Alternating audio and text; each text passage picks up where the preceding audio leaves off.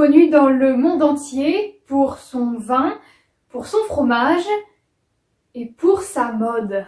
C'est pour cela qu'Emeline Loiseau vous emmène dans les recoins de la ville de Paris à la rencontre de ces icônes qui constituent notre patrimoine. Emeline, à vous l'antenne. Bonjour Nathalie. Pour l'émission d'aujourd'hui, je me trouve actuellement à Paris, qu'on connaît aussi sous le nom de la capitale de la mode, pour rencontrer notre invité du jour qui est justement dans ce domaine. En effet, entre les enseignes prestigieuses et les friperies branchées, Paris est le lieu prisé pour la haute couture et le prêt-à-porter. Notre ville lumière est célèbre dans le monde entier pour son savoir-faire et sa tradition française, entre originalité et fantaisie. C'est aussi à Paris que se sont formés de grands noms, comme Yves Saint Laurent ou Coco Chanel. Et aujourd'hui, nous avons l'immense chance de recevoir une de ces légendes de la mode, au même rang que Jean-Paul Gaultier et Christian Dior. Après une enfance à Genève en Suisse, elle est venue à Paris et a commencé ses débuts avec Vivienne Westwood et Christian Dior. Je parle évidemment de la grande Clara Garfield. Bonjour Clara. Bonjour. Qu'est-ce qui t'a orientée dans le métier de la mode, de la haute couture et du style? C'est quelque chose dans lequel j'ai baigné depuis petite, donc il me semblait évident en fait de continuer dans ce domaine-là. Voilà, j'ai un peu tout quitté pour la mode et Paris. Et en fait, j'ai réussi. On vous a vu habiller de très grandes stars du cinéma ou de la chanson, telles que Audrey Tautou, Laurence Jennifer, Natalia Portman, Isabelle Pepperoni, Lady Mama, Scarlett Johansson ou Rihanna. Quelle est votre meilleure expérience que vous vous rappelez? La robe de viande de Lady Mama, voilà, c'est moi quoi. Voilà, je le dis, je l'expose ici, la robe de viande de Lady Mama, la petite fierté. Voilà.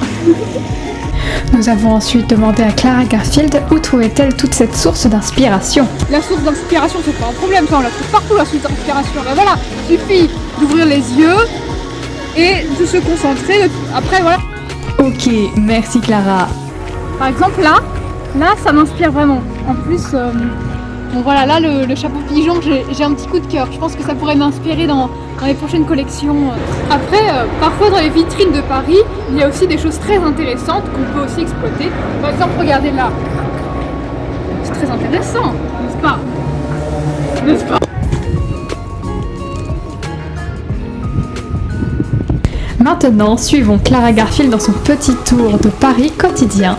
Elle nous emmène dans les boutiques les plus inattendues de Paris, ainsi que dans les enseignes les plus élitistes de la haute couture. Attendez, filmez pas là! Et c'est parti pour la chasse aux nouvelles tendances. Vitrine après vitrine, Clara ne cesse d'avoir de nouvelles idées. En effet, pour Clara, une vitrine n'est pas simplement une vitrine, elle est bien plus que ça. En général, je suis souvent très fière de mes collections. C'est le reflet de l'âme du créateur. Elle se doit donc d'être soignée et organisée.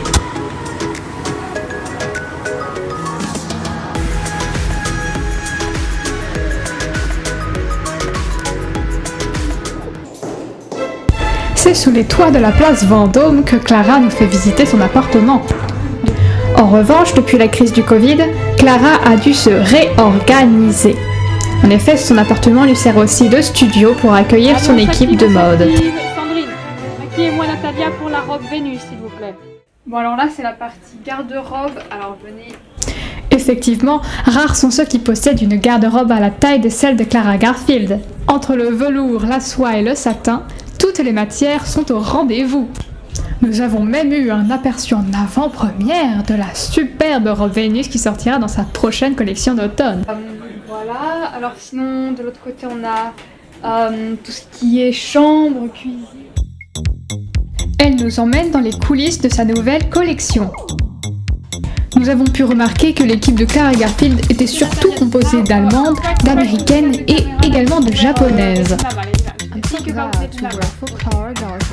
Okay, maybe you remove the black She's such a beautiful artist, Okay, and like this I is- literally feel like I'm happy perfect doing my like this. career, and I will always. からグラフィルドしたのは何を食べましたか turn a bit to the left maybe.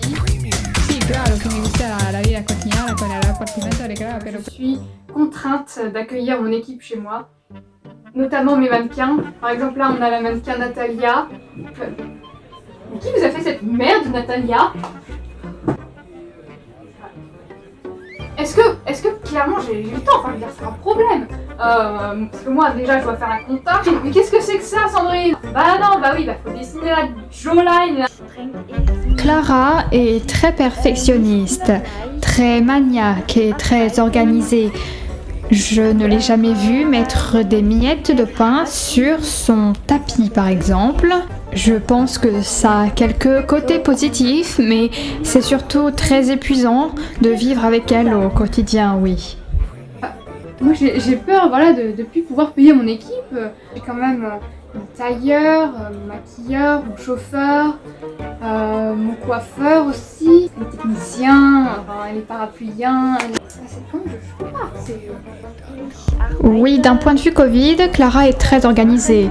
Elle nous a acheté à chacun des petits gels hydroalcooliques, des masques ainsi que des petits panneaux de distanciation qu'elle a disposés dans son appartement.